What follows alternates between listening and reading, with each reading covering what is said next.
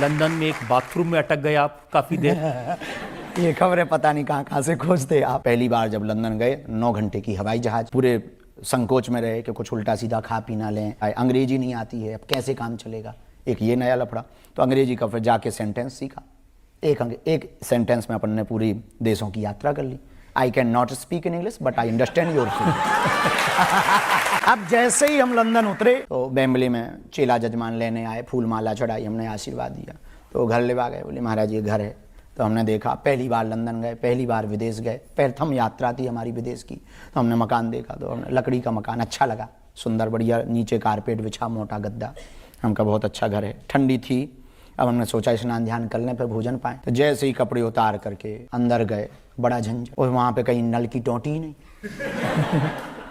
अब हम बड़े टेंशन में, अब कपड़ा भी उतार लिए, कैसे रहें।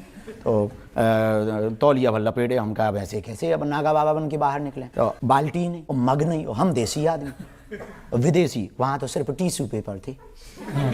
अब और लफड़ा फंस गया। अच्छा टोंटी हो तो काम चला लें कि भीतर भीतर कौन देखने वाला है, लेकिन फिर वो लफड़ा के कहीं पे वो पानी निकलने वाला नहीं। अब टेंशन में लगभग 30 मिनट दिमाग लगाते रहे कि कहाँ फंस गए।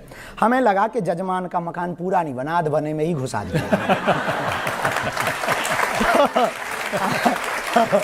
फिर जो बटन लगे, तो हमने कहा बटन है तो मतलब कुछ ना कुछ तो लफड़ा है।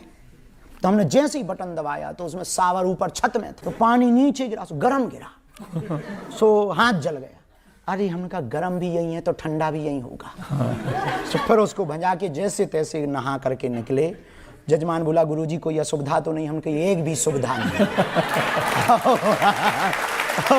बोले क्यों? अरे हमका मकान तो तुम्हारा करोड़ों का है, 60 रुपया की बाल्टी और 20 रुपया का नल फिट नहीं करवा पाए तुम।